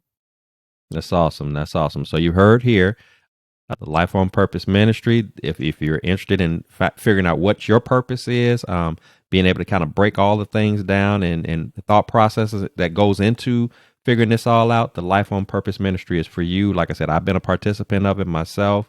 It was definitely a blessing for me, and I haven't met a person yet who hasn't had a chance to be a part of any of the sessions that have gone on so far that have not been blessed by it and are now getting that clarity that they need in order to walk in their purpose and begin to do things in accordance to God's will as far as the using of their gifts. So I would definitely encourage you to reach out to Felisa and Robert in that regard to be a part of this.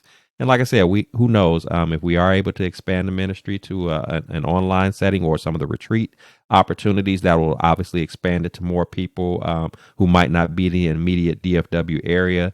But for those of you who are or are willing to come in when we do have sessions, by all means, we encourage your participation in a part of this. It'll be a life-changing experience for you, and it'll be a blessing to you. So. And you have two solid leaders in place who are very passionate about this work.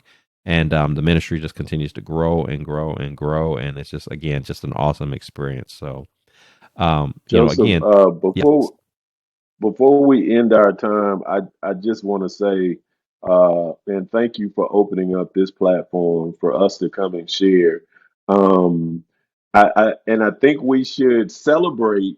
I think we hit, was it 100 or 200 episodes? Which didn't you recently? Well, maybe a couple months back. Didn't you hit? Was it 100 or 200? I don't remember. it was at the time it was 100 that I hit at the time. All It right. was Yeah. 100. Congratulations, Joseph. Congratulations. Thank you. And the way you have taken it and put it to action. You talk about fulfillment. Us seeing Yes. you makes us excited because Yes. we're doing it for you and others like you. So this is your podcast is a large reason why we do what we do.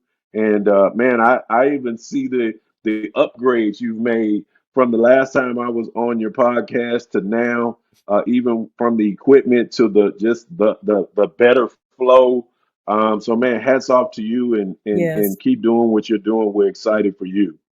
I appreciate that. And again, for your support, for your prayers. You both have been on the show before. So if you haven't had a chance to again check out previous episodes, we got a bunch of them out there now. So you can definitely binge watch us like you would on TV. You can binge watch some Blessings in the Streets podcast episodes, and I guarantee you will be blessed by the many stories that we're sharing about overcoming challenges and adversities and things that are like. But again, ultimately resting in God and allowing Him to guide the path and guide the way. So I want to again thank the both of you for coming out once again to hang out for a while and talk about the Life on Purpose. Not only just talk about the Life on Purpose ministry, but just talk about walking in our purpose in general, Yeah. and just being transparent with your own personal stories about just the challenges, because we understand that this is not an easy path to walk on, and it doesn't happen overnight. It's a process, and that's why we've taken the time to go step by step, blow by blow with it, using our own personal stories as a pathway, so you can be, you can identify and relate. And again, it's just acknowledging the fact that, again, that this is not an overnight thing. It takes time, but the beautiful thing about it is when God is involved, His timing is always perfect. Oh, yes. So we're not concerned about how soon. I don't want anybody that's just tuning in to think that, oh, I'm too old to walk in my purpose, or I'm too young to walk in my purpose, or because I've done this or I failed to do that that my purpose is no longer applicable. It absolutely is. There's always that opportunity to do that. As long as you got breath in your body, there's an opportunity to walk in your purpose. But as Brother Triggs spoke of earlier, it begins, the critical point, I should say, of it all is making that relationship happen, that connection to Christ. That is an essential part in ultimately arriving to the goal of walking in your purpose. So if that is a relationship that you don't currently have at this time, today is a mighty fine day to make that happen. And I can tell you, Robert can tell you, Felisa can tell you, not because we heard about it, but because we know personally it'll be the best decision that you ever make. Amen. So with that said, remember, here at the Blessings in the Streets podcast, this is the place where your story is your glory, where your relationships are relevant, and your journey is your joy. I am your host, Joseph B. Roberts. Thank you so much again for tuning in to our special edition episode here of Life on Purpose. It has been enjoyable to have you aboard. But until next time, you keep fighting that good fight. You keep pressing through. You keep dealing with that adversity head on, knowing that there's a God that is there to fight that battle with you. You don't have to do it by yourself. He loves you unconditionally. He wants nothing but the best for you. But most importantly, He wants you to operate in your purpose. He wants you to walk in that purpose boldly, proudly, unapologetically, and understanding that all the lives that you can impact. And just know that He does not forget the works that you're doing, and He will take care of you. He will meet your needs and even a few desires along the way. He just loves you that much. So until next time, you take care of yourselves. I look forward to seeing you again at our next episode. Have a great rest of your evening. Yeah.